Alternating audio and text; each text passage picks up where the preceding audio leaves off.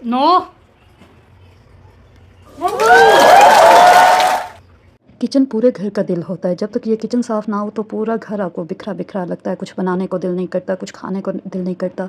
जब तक किचन इतना गंदा हो चुका हो तो इसमें सुकून ही नहीं मिलता कि जाकर कुछ बनाएं। ये सिर्फ 2 दिन की वजह से हुआ क्योंकि मेरी बेटी बहुत ज़्यादा बीमार थी, 2 दिन मैं काम नहीं कर सकी और ये सारा हाल हो गया मेरे किचन का। इसलिए आज किचन को साफ़ करना मेरे लिए एक चैलेंज भी है और थोड़ा मुश्किल भी है, क्योंकि मैंने अपने बच्चों को भी साथ में संभालना होता है।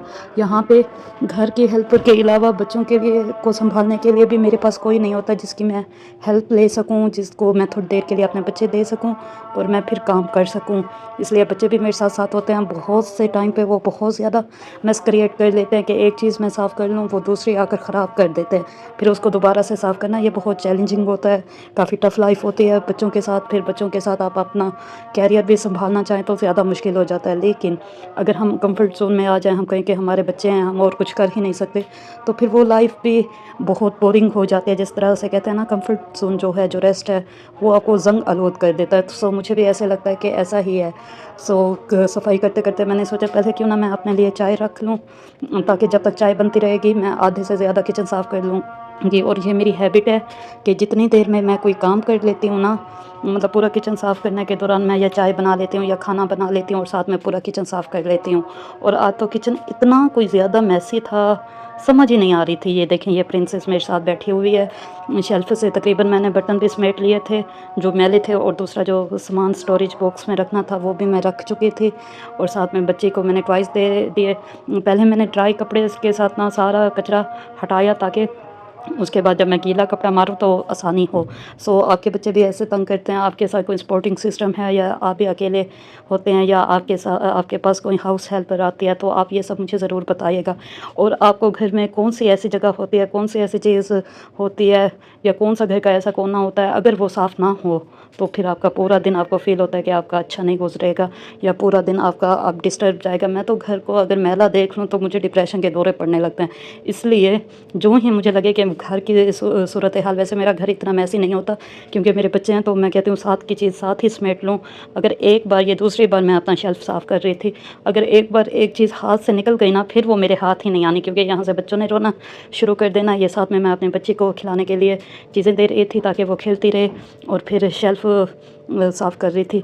शेल्फ साफ़ करते हुए मेरी बच्ची ने एक और मैस क्रिएट कर लिया जो आपको अभी नज़र आने वाला है। उसने ना, उसको जो मैंने बोतल दी थी रूह अफ़ज़ा की जिसके साथ खेल रही थी, मैंने समझा वो सील पैक है, तो मुझे पता नहीं था कि वो मेरे हस्बैंड पहले से खोल चुके हैं। तो मेरी बेटी जब थक जाती है, जब उसका दिल करता है जहाँ पे मैं बैठी हूँ ना, यहाँ से आप मुझे नीचे उतारें, बेड से नीचे उतारें, चारपाई से नीचे उतारें, तो वो इर्द गिर्द जो भी सामान होता है ना वो सारा नीचे फेंकना शुरू कर देते हैं। ये अब आपके सामने सुकून वाली चमकती दमकती शेल्फ नज़र आ रही है। सो यहाँ तक तो मेरा सुकून हो चुका था, और मैंने वो जो रूह अफ़ज़ा उसने गिराई थी वो भी मैंने सारी साफ़ कर ली थी। अब थे बर्तन और सारा नीचे ये कचरा वगैरह। फिर पहले मैंने सोचा है कि मैं फ़्लोर से पहले बर्तन साफ़ कर लूँ, क्योंकि फिर यहाँ से पानी गिरना है, यहाँ से सारा सामान मतलब थोड़ा बहुत कचरा गिरता है। वैसे तो मैं ना शेल्फ़ पे सिंक के साथ एक कपड़ा रख देती हूँ ताकि जो सिंक के नीचे की ड्रॉज़ है ना वो ख़राब ना हो, वो गंदी ना हो, वो उन पे पानी ना जाए, क्योंकि अगर उन पे पानी जाता है तो वो आहिस्ता आहिस्ता गलना शुरू हो जाती हैं। सो उसकी सेफ्टी के लिए मैं पहले कपड़ा रख देती हूँ। तो आपको मेरी क्लीनिंग कैसी लग रही है? डेकोरेशन स्पेशली मुझसे पूछते हैं कि मतलब आप 2 बच्चों के साथ घर को साफ़ डेकोरेट ये सब कैसे कर लेती हो? मुझे कोई डेकोरेशन का क्रेज़ है। मतलब अगर आप कहेंगे, मैं अपनी बेटियों का होम टूर आपको रूम टूर करवाऊंगी। अभी 1 साल की है और दूसरी 4 साल की है, लेकिन उनके रूम माशाल्लाह मैंने पिंक और पर्पल कलर की बेस पे रखे हुए हैं, तो उनके रूम फुल्ली डेकोरेटेड हैं। क्योंकि ये चीज़ मुझे मेरे बचपन में थी कि मुझे मेरा घर ऐसा हो, मेरा रूम ऐसा हो जिसमें सब कुछ मेरी पसंद का हो, मेरी साइड टेबल पे मेरी फ़ोटो या कुछ फेवरेट चीज़ रखी हो। लेकिन मेरे बचपन में मुझे ये चीज़ें, सेपरेट रूम सब कुछ नहीं मिला, तो मैंने अभी से अपने बच्चियों के लिए सेपरेट रूम बना लिया। बर्तन धुल चुके थे, इतने में मेरी बेटी और मेस क्रिएट कर चुकी थी और चीज़ें तोड़ चुकी थी।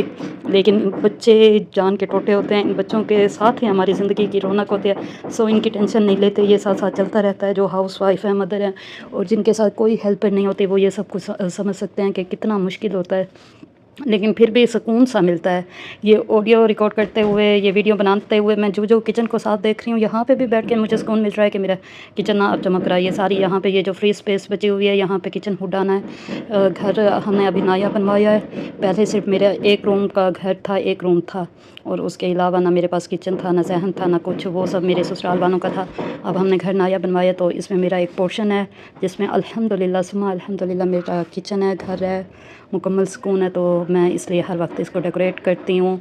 अब मैंने इसके नीचे साथ में मैंने खाने के लिए भी सब कुछ काट लिया।